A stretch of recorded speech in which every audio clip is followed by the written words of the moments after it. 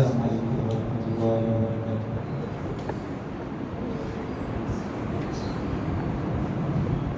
الحمد للہ نحمده ونصلي على رسوله الكريم، أما بعد فأعوذ بالله من الشيطان الرجيم، بسم الله الرحمن الرحيم۔ حضرات گرامی قدر، کل اور آج کے روز قرآن مجید کے جس حصہ کی تلاوت کی گئی اس کا مختصر سا خاکہ آپ حضرات کے گوش گزار کرنا چاہوں گا۔ تو سب سے پہلے کل سورہ سبا پڑھی گئی کہ جس کی ابتدا میں اللہ رب العزت نے اپنی تعریف سے کی ہے کہ تمام تعریفیں اس اللہ کے لیے ہیں کہ تمام زمین اور آسمان کی ساری چیزیں جس کی ملکیت ہیں۔ اس کے بعد اللہ رب العزت فرماتے ہیں لا يعزب عنه مثقال ذرة في السماوات ولا في الأرض ولا أصغر من ذلك ولا أكبر إلا في كتاب مبين۔ اے لوگو سن لو کہ کوئی بھی ذرہ، چھوٹا سا ذرہ بھی زمین میں یا آسمان میں وہ اللہ رب العزت سے پوشیدہ نہیں ہے، اور اگر تم نے اس ذرے کے برابر بھی کوئی عمل کیا ہوا، وہ نیک ہوا یا بد ہوا، اس کو اللہ رب العزت نے ایک واضح کتاب میں لکھ دیا ہے، اور قیامت والے دن وہ اللہ رب العزت لا کر تمہارے سامنے رکھ دیں گے، اور اگر اچھا عمل ہوا تو اس پہ جزا ملے گی، اور اگر برا عمل ہوا تو اس پہ سزا ملے گی۔ لہٰذا کسی بھی نیکی کو چھوٹی نیکی اور کسی بھی گناہ کو چھوٹا گناہ نہیں سمجھنا چاہیے، کیونکہ ہر چھوٹی سے چھوٹی چیز اللہ رب العزت کے سامنے اور اللہ رب العزت کے جو اعمال نامہ اور وزن نامہ قائم کریں گے وہاں پہ حاضر کی جائے گی اور اس کا حساب ہوگا۔ اور یہی بات اللہ رب العزت سمجھانا چاہتے ہیں لِيَجْزِيَ الَّذِينَ آمَنُوا وَعَمِلُوا الصَّالِحَاتِ أُولَٰئِكَ لَهُم مَّغْفِرَةٌ وَرِزْقٌ كَرِيمٌ۔ یہی وہ لوگ ہیں جنہوں نے نیکیاں کی ہوگی، ان کے لیے تو اللہ رب العزت نے نیک اعمال والوں کے لیے تو مغفرت اور عزت والی روزی تیار کر رکھی ہوگی، لیکن جو ان کے علاوہ ہوگے ان کو ہم بہت برے عذاب سے دوچار کریں گے۔ اس کے بعد اللہ رب العزت نے حضرت داؤد علیہ السلام کا تذکرہ فرمایا کہ جن کو اللہ رب العزت نے مال و متاع سے بھی نوازا تھا، حکمت و حکومت سے بھی نوازا تھا، دنیا کی نعمتیں بھی عطا فرمائی تھی اور نبوت بھی عطا فرمائی تھی، اتنی سب کچھ ہونے کے باوجود وہ اللہ رب العزت کا شکر ادا کرنے والے بندے تھے۔ اتنی نعمتیں اور حکومت ہونے کے باوجود انہوں نے کبھی اللہ رب العزت سے تکبر نہیں کیا تھا، کبھی اللہ رب العزت کی آیتوں سے انحراف نہیں کیا تھا۔ اور اس کے ذکر کے فوراً بعد، کیونکہ قرآن کا یہ اسلوب ہے کہ یہ نقیض کو آپس میں ذکر کرتا ہے، یعنی ایک دفعہ اگر نیکوں کا تذکرہ کرتا ہے تو ساتھ ہی بد کا بھی تذکرہ کرتا ہے، اچھائی کے ساتھ برائی کا تذکرہ کرتا ہے۔ اللہ رب العزت نے حضرت داؤد علیہ السلام کا تذکرہ کرنے کے بعد سبا والے ایک بستی والے تھے جن پر اللہ رب العزت نے اسی طرح انعامات کیے تھے، لیکن انہوں نے اللہ رب العزت کی آیتوں کو جھٹلا دیا، وہ اللہ رب العزت کے نافرمان بن گئے۔ اللہ رب العزت نے اس کے بعد ان کا ذکر کیا کہ داؤد علیہ السلام کو بھی ہم نے نعمتیں دی تھی اور انہوں نے ہماری نعمتوں پر شکر ادا کیا تو اللہ رب العزت نے اور نعمتیں دی، لیکن سبا والوں کو بھی ہم نے نعمتیں دی تھی، انہوں نے کفر کیا، ناشکری کی اور اپنے اوپر ظلم کیا تو اللہ رب العزت نے ان کا انجام بھی بہت برا کیا۔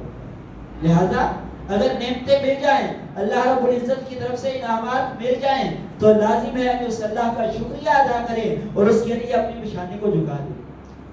کیونکہ اسی نے ہی ہمیں نعمتیں دی ہیں اور وہ مکمل اختیار رکھتا ہے نعمتوں کی چھین لینے پر بھی۔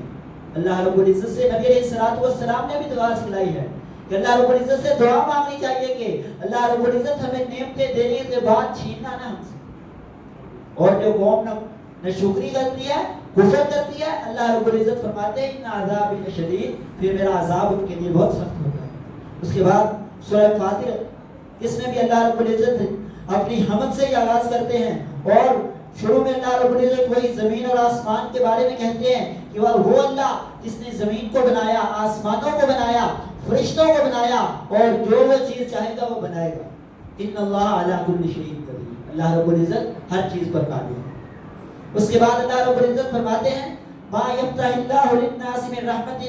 فلا ممسک لها۔ یہ بات پہلے بھی کئی مرتبہ سمجھا چکے کہ اللہ رب العزت جس کے ساتھ نیکی کا ارادہ کر لیں، جس کے ساتھ رحمت کا ارادہ کر لے، جس کے ساتھ بھلائی کا ارادہ کر لے، فلا ممسک لہا، تو اس اللہ کی رحمت کو، اس بھلائی کو کوئی شخص بھی روک نہیں سکتا۔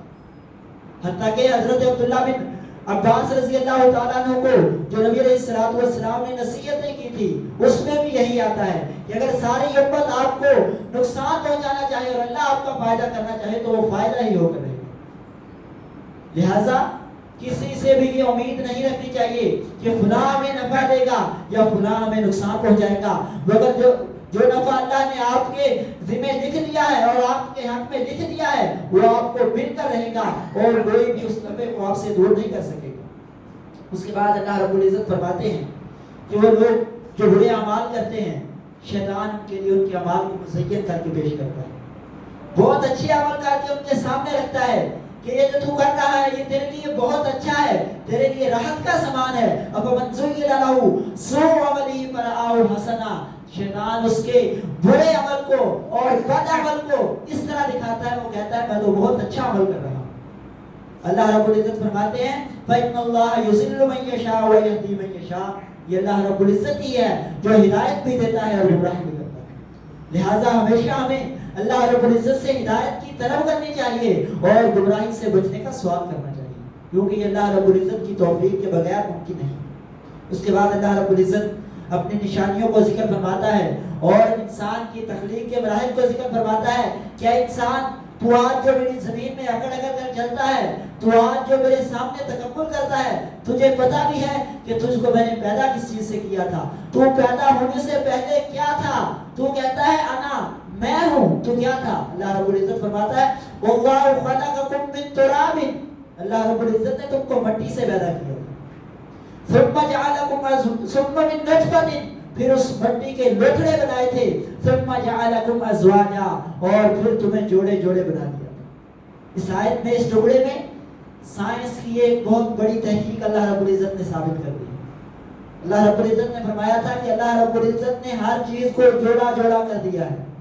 اس وقت یہ بات سمجھ نہیں آتی تھی، لیکن آج یہ بات سمجھ گئی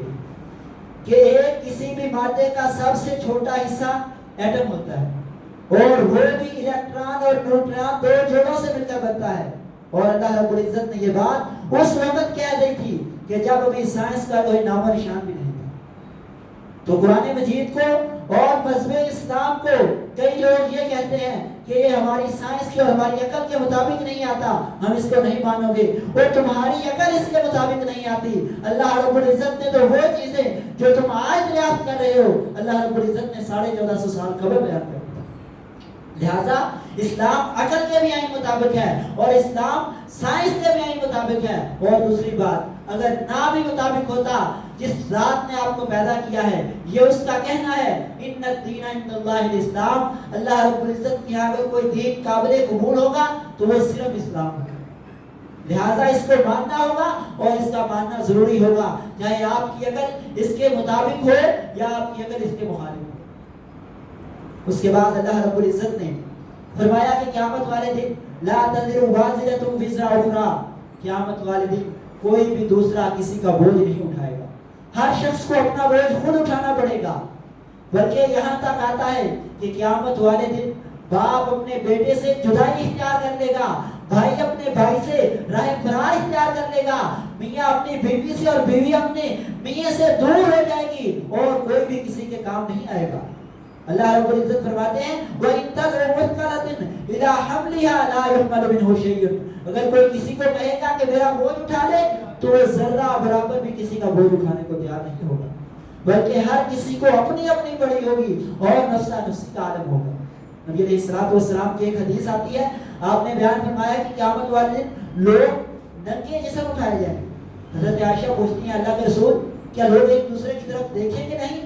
نبی علیہ الصلوۃ والسلام فرماتے ہیں الامر اشد من ذلک یا عائشہ، عائشہ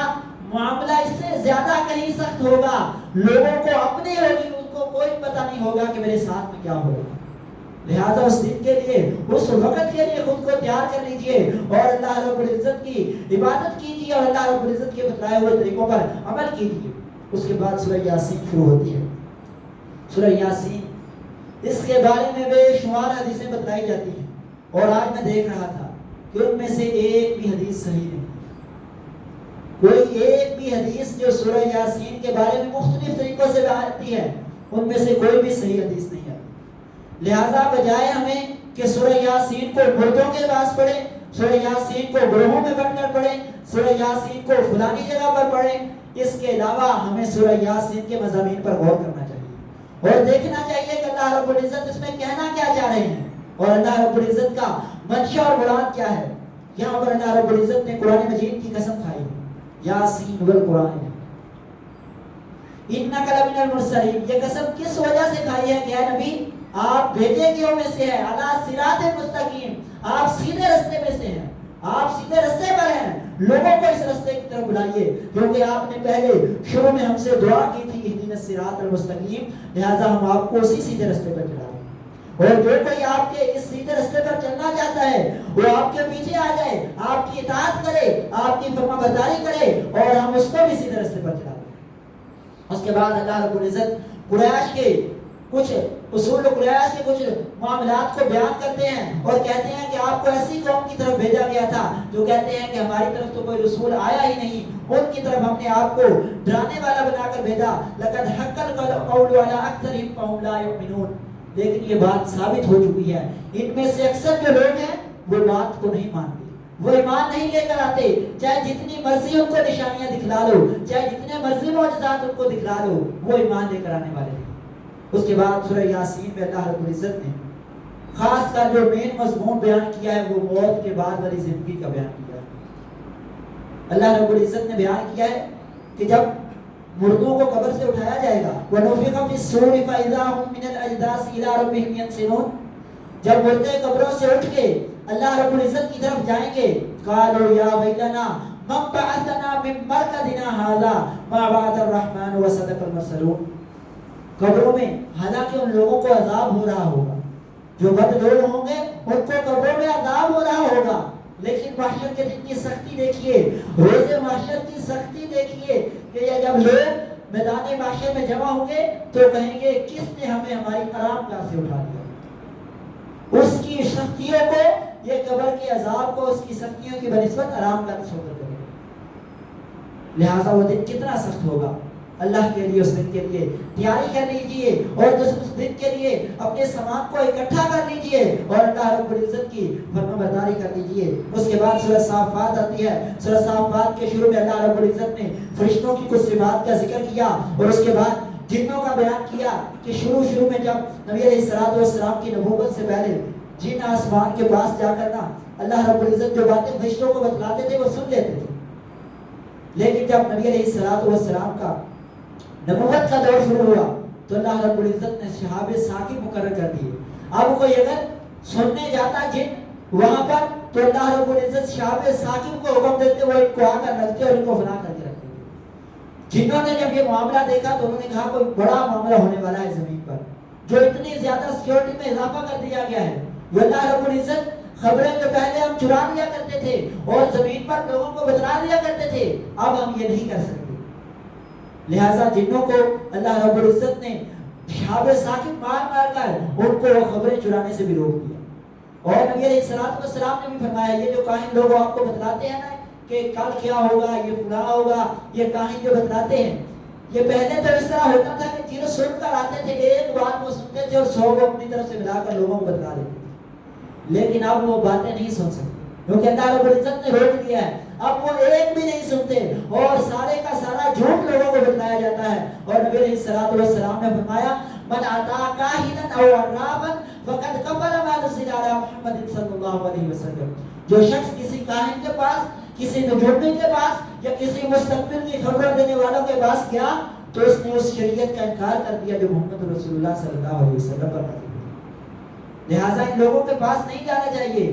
یہ سارا جھوٹ اور پروپیگنڈا جھوٹ پر مبنی ہوتا ہے، ان میں کسی قسم کی کوئی حقیقت بھی نہیں ہوتی۔ اس کے بعد اللہ رب العزت نے سورہ صاد اس میں بھی قرآن مجید کی شروع میں تعریف کی کہ قرآن ذکر بل الذین کفروا فی عزت و شقاق، لیکن جو لوگ کافر ہیں وہ کہتے ہیں کہ ہم اگر اس کو مان لیں گے وہ دشمنی اور ہٹ دھرمی میں اس قرآن کو جھٹلا دیتے ہیں، حالانکہ مانتے ہیں یہ بھی اللہ رب العزت کا کلام ہے یا کسی بشر کا کلام ہو ہی نہیں سکتا، وہ آپ نے آپ نے واقعہ سنا ہوگا کہ نبی علیہ السلام جب قرآن پڑھتے تھے تو قریش کے بڑے بڑے سردار آ کر بیت اللہ میں سنا کرتے تھے،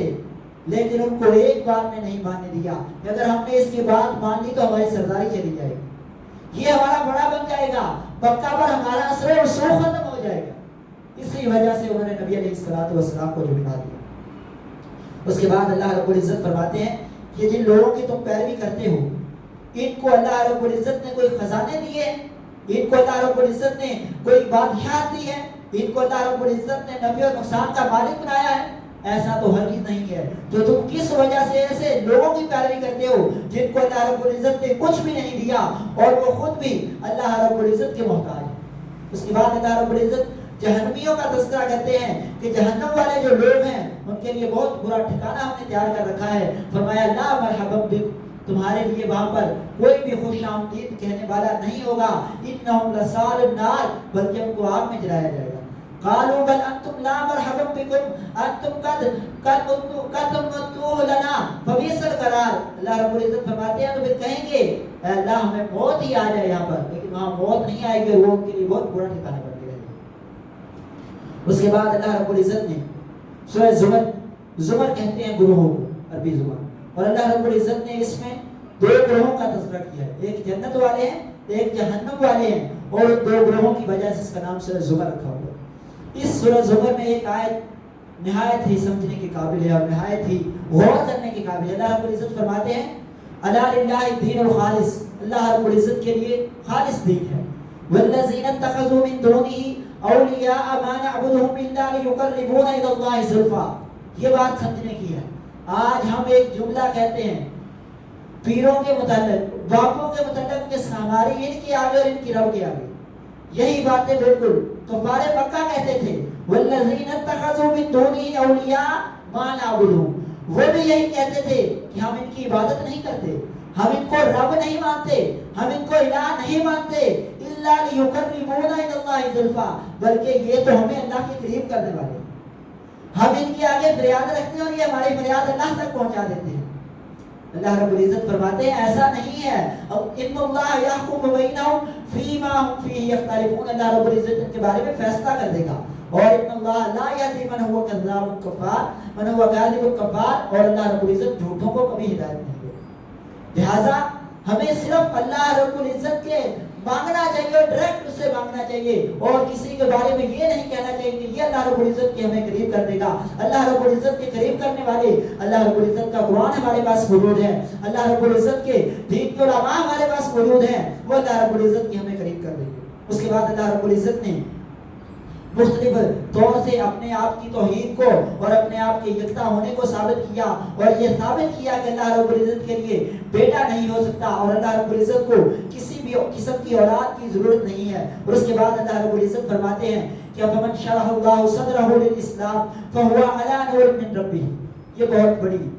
آیت ہے اور بہت بڑی سمجھنے کی ضرورت ہے کہ جس شخص کا اللہ رب العزت اسلام کے لیے سینہ کھول دیتا ہے وہ تو اللہ رب العزت کی طرف سے نور ہی نور پر ہوتا ہے، اس کے لیے تو ہدایت ہی ہدایت ہوتی ہے۔ تو ہمیں بھی چاہیے کہ اللہ رب العزت سے توفیق مانگا کریں کہ اللہ رب العزت ہمارا بھی سینہ اسلام کے لیے کھول دے، ہمارا بھی سینہ ہدایت کے لیے کھول دے۔ فَوَيْلٌ لِلْقَاسِيَةِ قُلُوبِهِمْ مِنْ ذِكْرِ اللَّهِ، لیکن جن کے دل سخت ہو جائیں ان کے لیے بہت بڑی ہلاکت ہے۔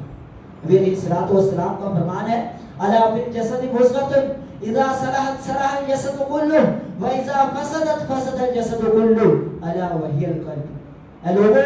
اس جسم میں ایک ایسا لوتھڑا ہے جب وہ درست ہوتا ہے تو سارا جسم درست ہوتا ہے، اور اگر وہ خراب ہو جائے تو سارا جسم خراب ہو جاتا ہے۔ الا وهي القلب، اور وہ لوتھڑا دل ہے آپ کا۔ اگر آپ کا دل آپ کی درست سمت چل رہا ہے تو آپ کا جسم درست سمت ہے اور آپ درست سمت چل رہے ہیں، لیکن اگر آپ کا دل بائیں طرف ہوا، آپ کا دل غلط سمت میں چلا گیا، فسد الجسد کلہ، تو آپ کے سارے جسم کو خراب کر گیا۔